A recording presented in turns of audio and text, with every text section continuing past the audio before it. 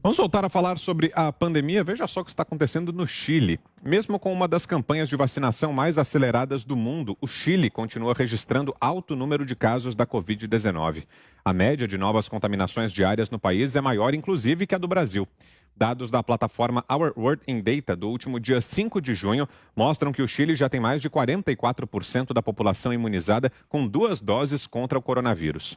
No Brasil, na mesma data, esse índice estava em 10,75%. Apesar disso, o país vizinho tem número maior de novos contágios. Por lá, foram registrados, em média, 378 novos casos diários de Covid-19 na semana anterior. No Brasil, foram 292. A comparação também pode ser feita com Estados Unidos e Reino Unido, que têm índices de vacinação proporcional semelhantes aos do Chile. Nos 3 locais, mais de 40% da população já recebeu 2 doses. Mas no Reino Unido, a média de novos casos diários, que já esteve acima de 800 no pico da pandemia, chegou em 5 de junho a 64. E nos Estados Unidos estava em 44, bem abaixo dos 378 contágios do Chile.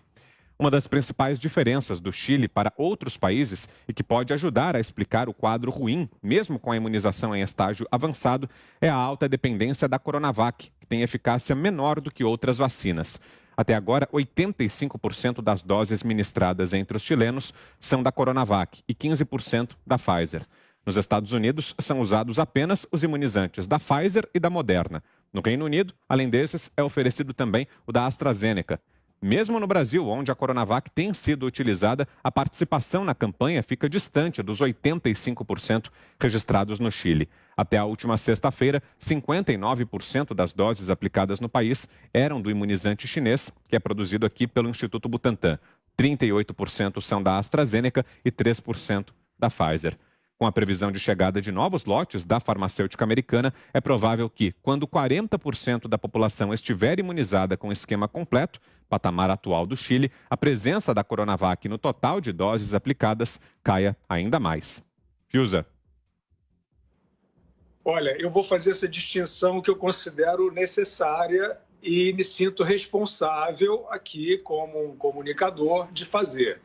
Não está correto usar imunização para quem se vacinou, porque, infelizmente, estas vacinas são experimentais. A Pfizer, tudo bem, vamos deixar a Coronavac de lado, a matéria já faz a crítica, né? Ela realmente nem entra na Europa, na União Europeia, nem entra nos Estados Unidos. Agora, na União Europeia, a Pfizer, por exemplo, ela terá a confirmação tanto da sua eficácia quanto da sua segurança lavradas apenas em dezembro de 2023.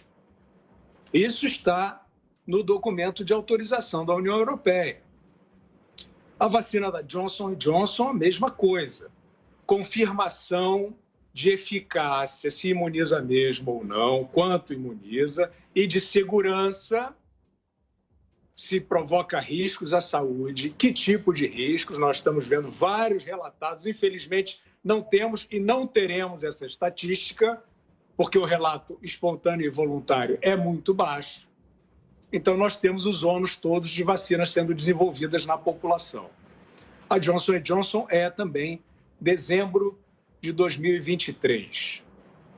A vacina da AstraZeneca, que é aplicada no Brasil, ela terá a sua confirmação, né, por conta, lavrado neste documento de autoridade sanitária da União Europeia, previsto para março de 2024.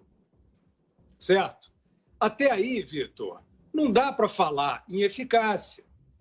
Não tem forma científica de aferição. Vamos ficar aí com os cruzamentos, umas tentativas, né? O que a gente tem, de fato, até aqui, e que também não é conclusivo, mas a gente não pode fechar os olhos, é que do início da vacinação, né, os primeiros 6 meses de vacinação, coincidem com uma dramática piora do avanço da pandemia. E mais, coincide com a dramática multiplicação de variantes mais infecciosas. A vacina tem algo a ver com isso? Não sabemos, mas como o postulado científico pode ter? Pode. o prêmio Nobel de Medicina francês Luc Montagnier, um virologista respeitado, apontou esse perigo antes de começar a vacinação e depois sustentou. Isto está acontecendo ou não? Não sabemos. Para dizer que não está, precisa de refutação. Precisa chegar e dizer, não está acontecendo. Só que este ambiente para refutação, para a formação da boa ciência, como nós acabamos de ver, dessa maneira que está se administrando a circulação de informações, esse ambiente não está sadio.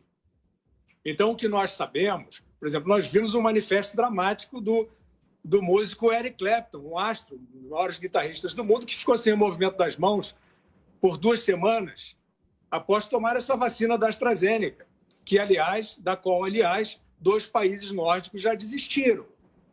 Olha quanta dúvida. É o que deveria se fazer? O custo-benefício está valendo? Não sei, talvez até sim, mas essa constatação só com aferição, só com estudo. Não adianta trazermos essa questão de fé. Então, o quadro do que se passa no Chile é eloquente para dizer: há muitas dúvidas sobre as vacinas, muitas dúvidas, como deveria ser, mas essas dúvidas serão respondidas pela saúde da população, como já vimos como aconteceu com a Thaís Possati de Souza, né? Cuja morte motivou uma nota da Anvisa dizendo que o grupo dela, grávidas, não poderia se vacinar com a vacina que se vacinou. Olha quantas dúvidas. A única coisa que não se pode aceitar num ambiente sadio e democrático é que, com tanta controvérsia, ainda se queira advogar a obrigatoriedade da vacinação universal.